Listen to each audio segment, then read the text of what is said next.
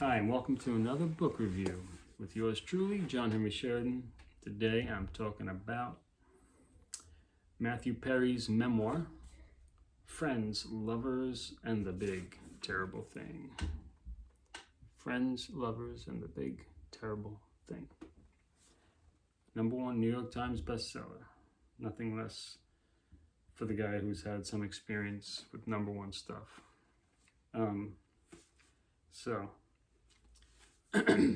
Published 2023. As any fans of his would know, he passed away. Sorry, I don't have the date on it, but shortly after, maybe 2024, I think.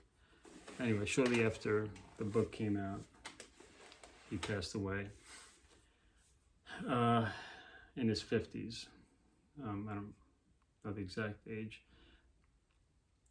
So I was never a huge Matthew Perry fan growing up, or Friends fan, which is his claim to fame, really. But Friends was so popular. You know, I was born in 1980, so Friends was in the mid 90s to early 2000s, I think. Friends was so popular that you couldn't ignore it. It would be on TV. It would be on, magazines and newspapers. Friends would be talking about it. So I would see it once in a while. I would come home and somebody would be watching it, or I would go to a friend's house, it would be on. So I kind of knew the characters. I kind of knew the show, the premise. Not well. I couldn't really tell it to you right now, besides a bunch of friends living in a house, kind of, I thought in New York or something, and having their mini dramas, and it was funny. That's kind of what I knew. And not really geared for kids. And they were likable characters, but I think because it was so popular at the time, it didn't really resonate with me. I was already had my identity with, in the heavy metal world, and then after that, I had my musical journey. So it wasn't really my cup of tea, but part of my life. Anyway, all that being said, a couple of years back, I saw a talk about Matthew Perry, interview with him, and he was older, and he was talking about all this drug addiction and his trials and tribulations with that, and that he came out of it. And so I was curious, and I looked into it more, and I had no idea he was like hung over on the set of Friends for most of the years. There was only a few years that he was not drinking heavily, and he had. It's a bit unclear when he was doing which drugs or whatever, but he had drug and alcohol addiction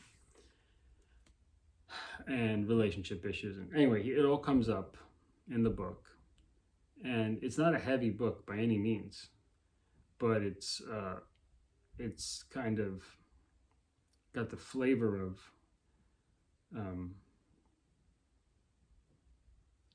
this like never enough, hungry ghost type of flavor. It was a breeze to read. This is very easy to read.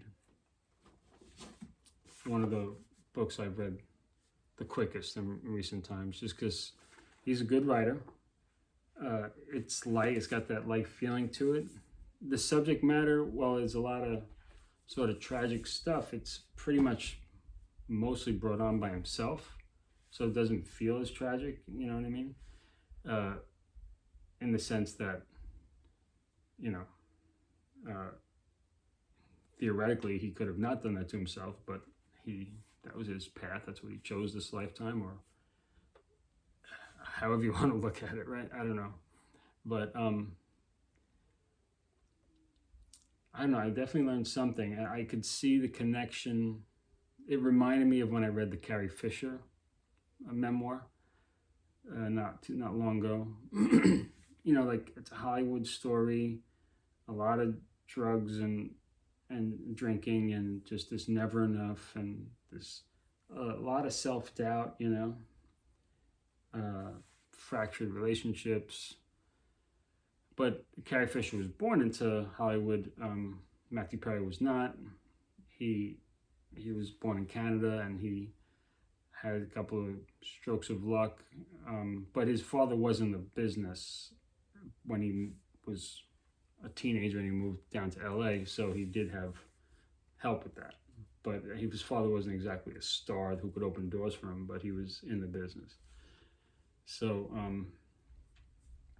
and his mother was, for a while, was the assistant to Trudeau, Prime Minister of Canada, in the late 70s, early 80s, I believe.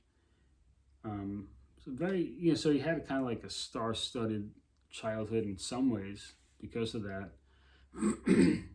And then he was being flown from Canada to LA when he was like 5 years old by himself on an unaccompanied minor. And that's a theme that, and without a parent in the sky, and then, seeing the lights down below means I'm going to have a parent soon. Sometimes, to be just very straight with my words, I highly recommend it. Don't want to sound judgmental of him, but he gives you, the picture of who he is as best he can. And he does praise himself in some ways, and he does tear himself down in others. So I think it's fairly balanced in terms of, it doesn't come off egotistical, except that you could get the sense that his world very much revolves around him until he hits kind of rock bottom, and then he decides to really focus on helping other people in recovery. And he devoted a lot of energy to that for I don't know how many years, but the latter part of his life was based on that. And of course, just staying clean himself, and he had tons of health issues, umpteen surgeries on his stomach,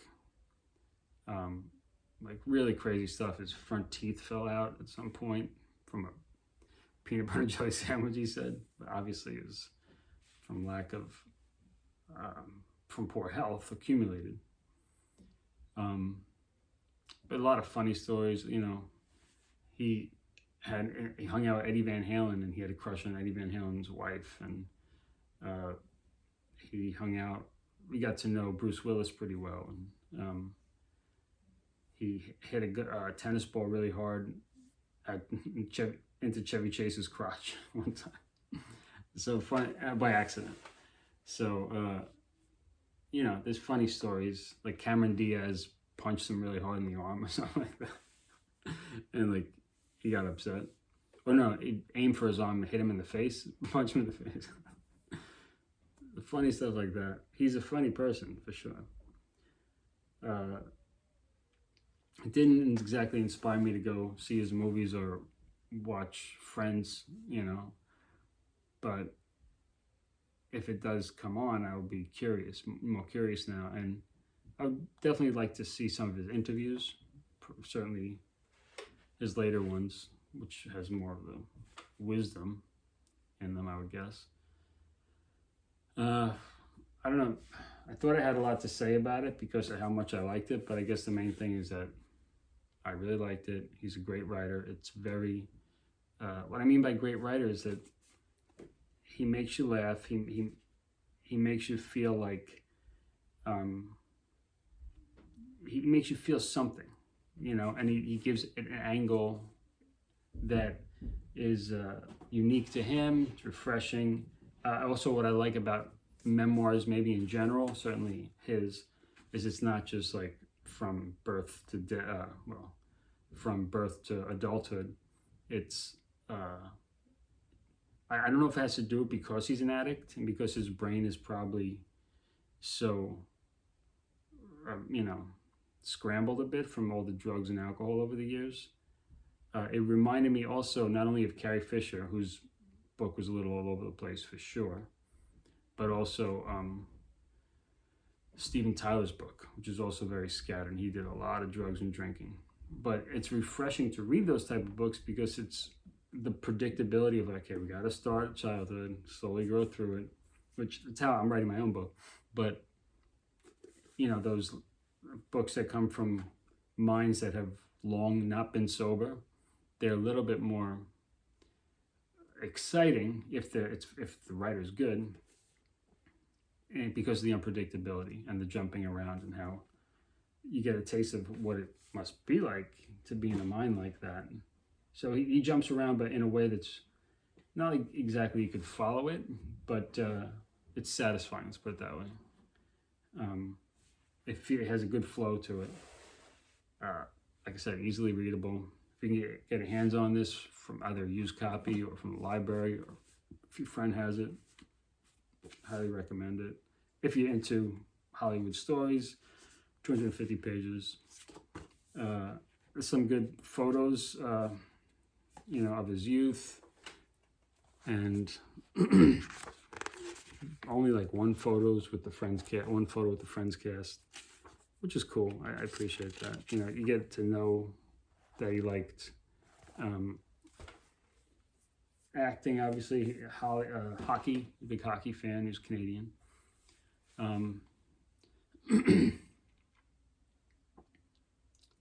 And a lot of his relationships, you hear about his many girlfriends, some really hot or some famous, and he just usually ends up leaving them.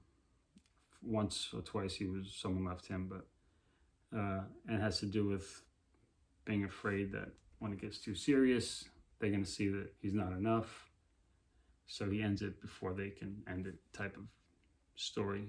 Has to do with mommy issues, but he has a lot of respect for his mother. Doesn't badmouth her, but he tries to be honest that she was a kid when she had him, and she wasn't really equipped to be a great mom, and so that's what that was. But was he spoiled a little bit? It seems like it.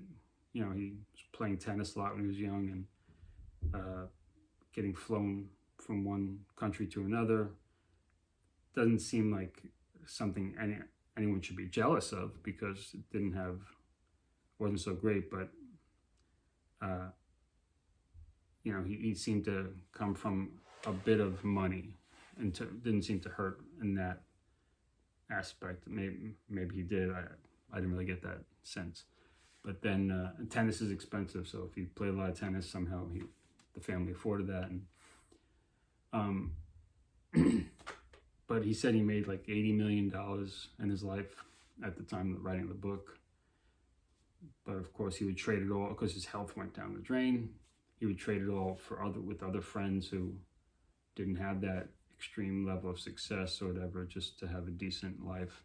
Because he also never married, never had kids, and that bummed him out, you know. But plenty of, you know, time with gorgeous women and no lack there. Yeah, it was a good read. I feel like there's something else I want to say. No, I guess that's about it. So thank you, Matthew Perry, for this awesome book. And Lisa Kudrow, his Friends co-star, wrote the brief foreword. But yeah. Anyway, till next time, enjoy your summer if it's still summer, and keep reading them books.